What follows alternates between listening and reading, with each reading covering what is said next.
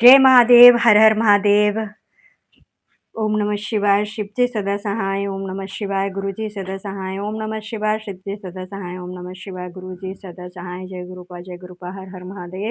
महाशिव पुराण कथा आगे गणेश चरित्र की का वर्णन करते हैं। नारद ब्रह्मा जी से बोले,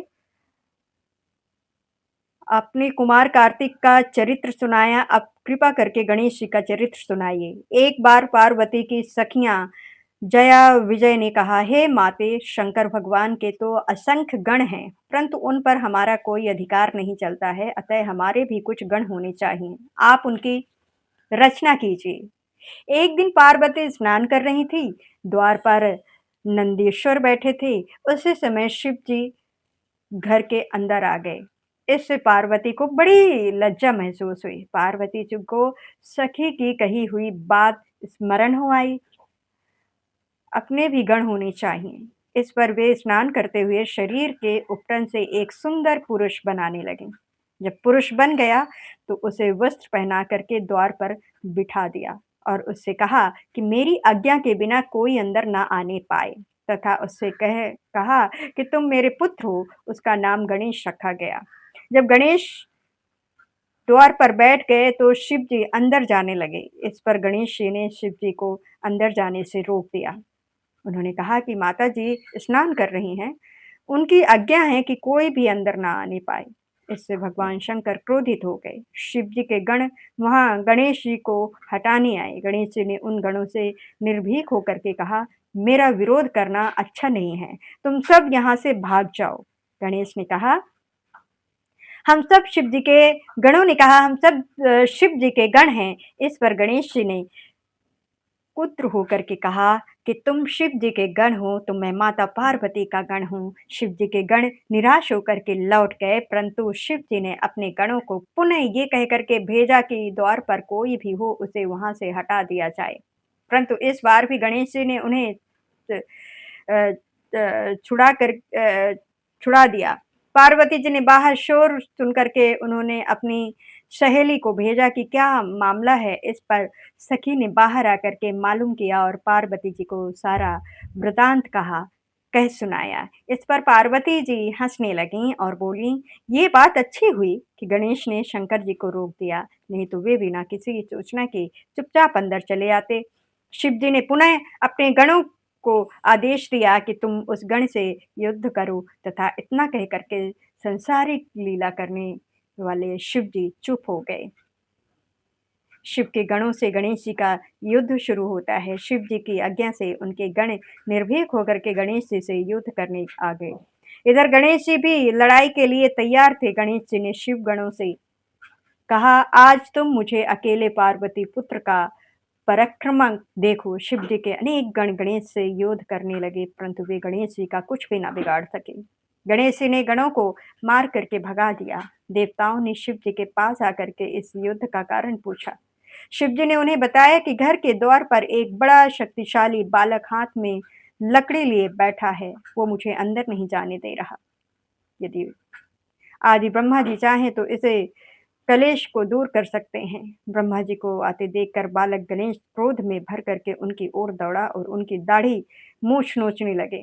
तब ब्रह्मा जी ने बालक गणेश से कहा, क्षमा करो, मैं वृद्ध ब्राह्मण हूँ। ब्रह्मा जी ये बता ही रहे थे कि बालक गणेश ने परिध उठा लिया। ये देख करके ब्रह्मा जी डर करके वहां से भाग चले। ब्रह्मा जी शिव जी के पास आए और उन्हें सब समाचारों से अवगत कराया। ब्रह्मा जी की बात सुनकर शंकर जी क्रोध से भर गए। शिव जी की शिव जी के सभी गणों ने युद्ध किया, परंतु कुमार कार्तिक सहित सब गण बालक गणेश से हार गए। अकेले गणेश ने सबके छक्के छुड़ा दिए। इस पर इस पर क्रुद्ध होकर भगवान शंकर स्वयं वहां पर गए और विष्णु जी भी अपनी सेना लेकर के उनके पीछे चल दिए। शिव जी उस बालक से युद्ध करने आए।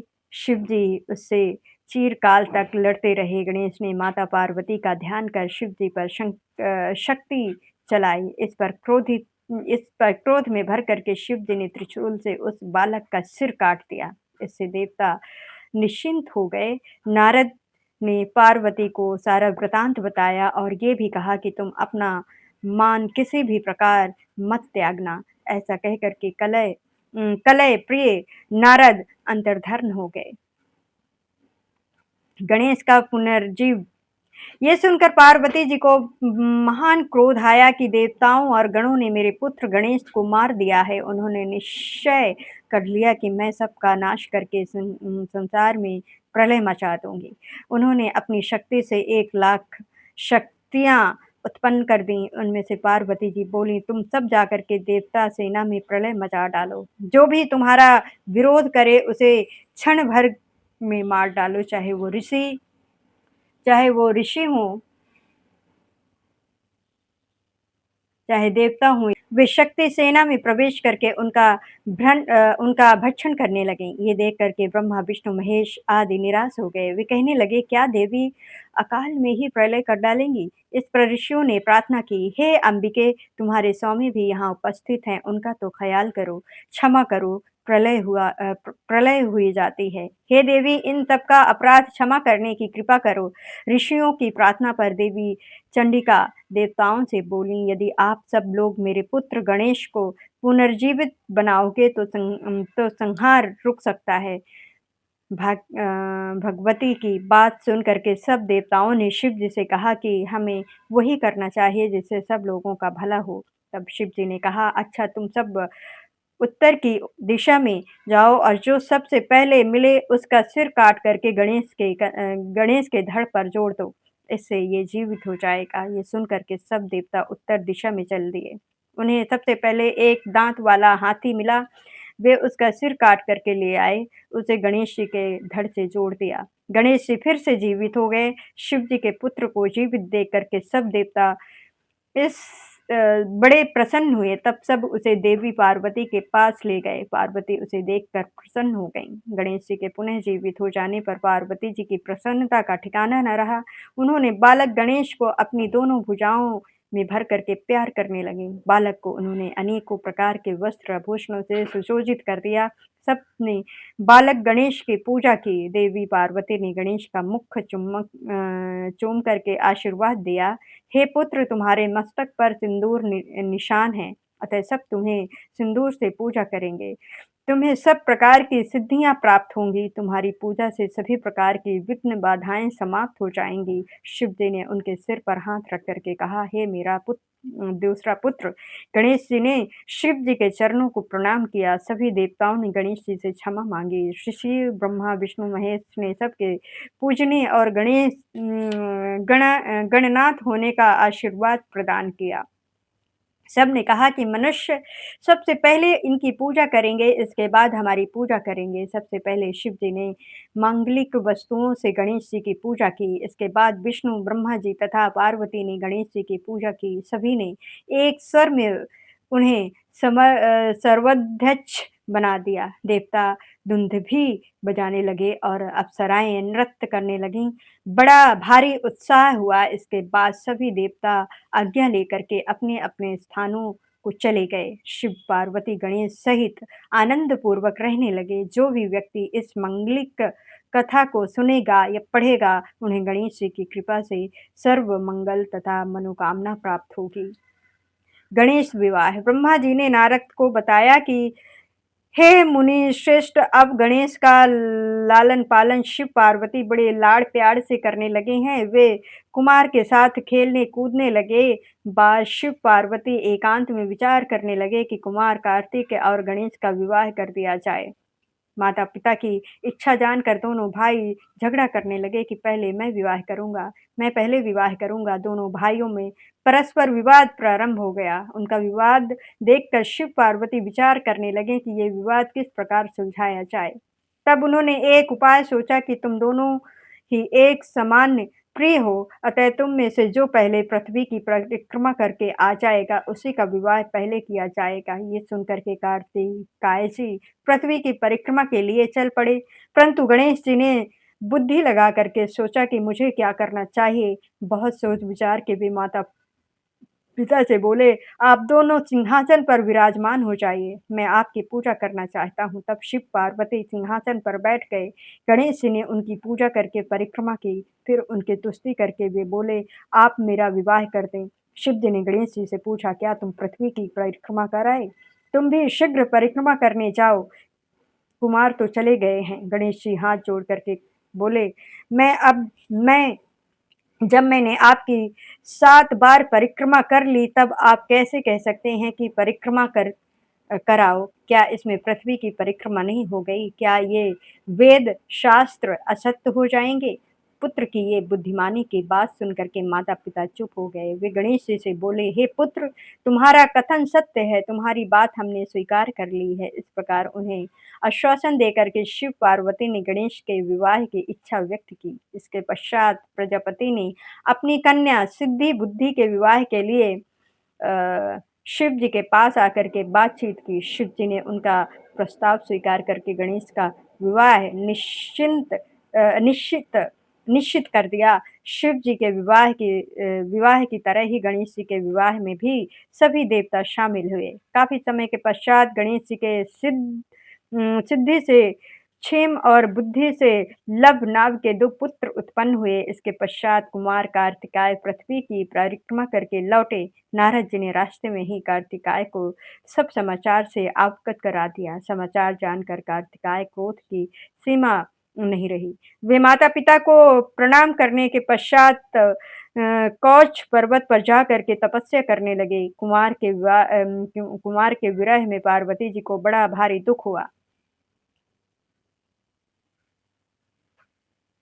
रुद्र संहिता युद्ध खंड।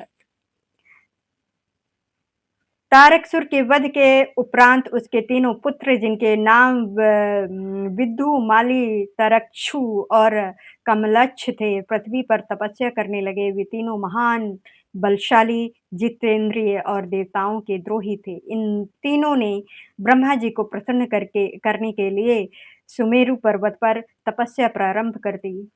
उनके हज़ारों वर्ष तक घोर तपस्या करने से ब्रह्मा जी उनके सम्मुख प्रकट हुए। तीनों भाइयों ने ब्रह्मा जी को प्रणाम किया और उनसे बोले, "हे ब्रह्मा, यदि आप इसमें प्रसन्न हो तो हमें ऐसा वर दीजिए कि हम सभी प्राणियों से अवध हों। हम अमर रह कर के और निर्विघ्न रह कर के चाहें तो त्रिलोकी का वध कर सकें।" ब्रह्मा जी ने कहा, "तुम अमरता छोड़ कर के कोई दूसरा वरदान माँगो, क्योंकि कोई भी प्राणी अमर तो होता ही नहीं है।" ये सुनकर के तीनों दैत्य बोले, "प्रभु, हमारे पास ऐसा कोई दुर्ग नहीं है जिससे शत्रु प्रवेश न कर सके।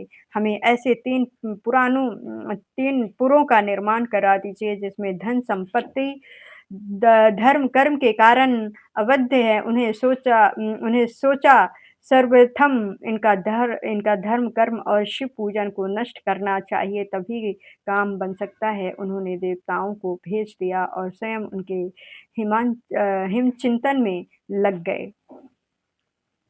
नास्तिक शास्त्र का प्रादुर्भाव। श्रीहरि ने एक नास्तिक व्यक्ति को प्रकट किया। उसके वस्त्र मलिन थे और सिर मुड़ा हुआ था। उसका नाम उन्होंने नास्तिक रखा। उसके एक हाथ में झाड़ू और दूसरे हाथ में कष्ट का पत्र था। वो अपने हाथ में खुला वस्त्र लिए और मुंह पर कपड़ा लपेटे श्रीहरि के सम्मुख खड़ा हो गया। श्रीहरि ने उससे बोले, "तुम मेरे अंग में प्रकट हुए हो, अतः तुम्हारा नाम अरिहंत होगा। तुम 16,000 श्लोकों वाले ऐसे शास्त्रों को बनाओ जो वर्ण, आश्रम, धर्म से संबंधित हों। इसमें अभ्रष्ट शब्दों की अधिकता हो तथा कर्म, विवाह आदि का भी वर्णन होना चाहिए।" इतना समझाकर श्रीहरि अंतर्धान हो गए। अरिहरन ने श्रीहरि की आज्ञा से अपने अनेक शिष्यों का निर्माण किया। उन्हें मायामय शास्त्रों का ज्ञान दिया।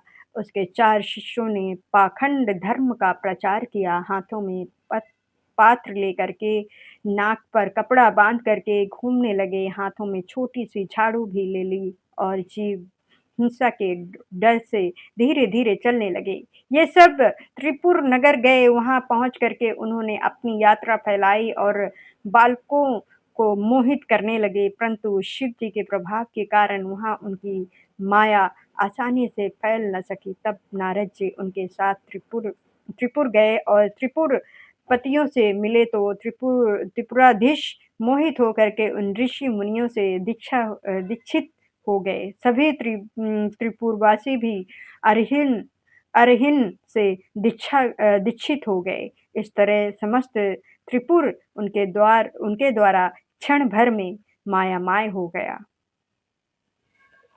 जय श्री हरि, जय श्री हरि, जय श्री हरि।